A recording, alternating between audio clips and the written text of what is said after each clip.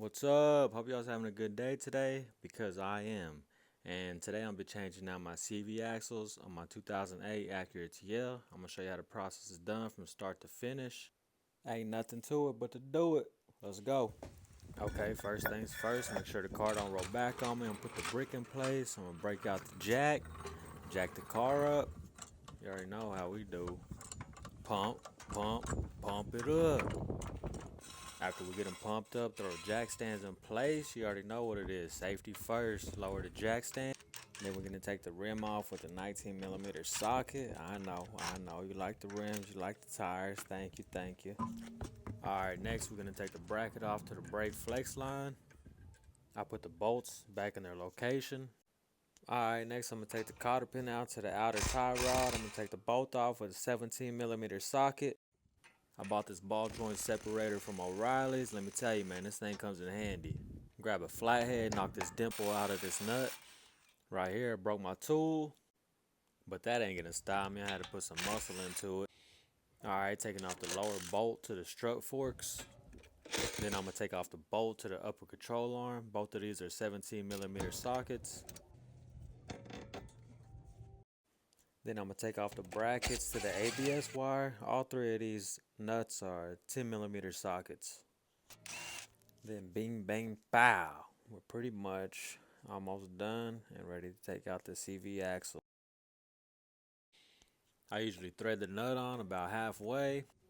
I'll put a socket over the nut so it don't damage the nut as I'm knocking the splines out of place.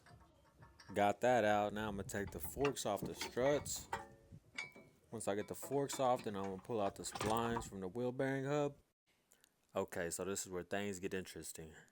There's a gap between the transaxle and the axle. I'm gonna stick my pry bar in between that gap, and then I'm gonna hit the back of my pry bar with the hammer and knock it out of place. And there we have it, easy peasy lemon squeezy. And make sure to put a catch can under it because it can leak transmission fluid.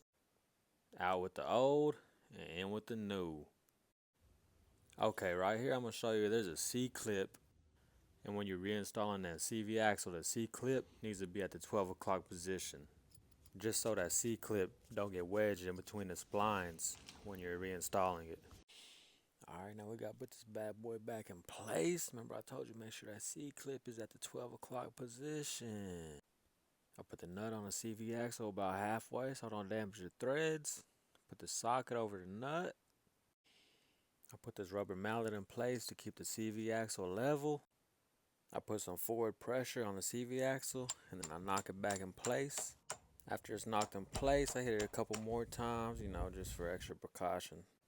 Then we just reverse the process. I'm gonna put the CV axle splines back in the wheel hub bearing assembly. Takes a little bit of tweaking to get the splines back in place. Then I put the nut on, but I just put it on just to hold it in place, so don't put it on all the way yet. Then we're gonna put the strut forks back in place. Lock that in, bolt it down, make sure it's nice and tight. And I did put the bolt back on the top of the forks, so don't trip on me.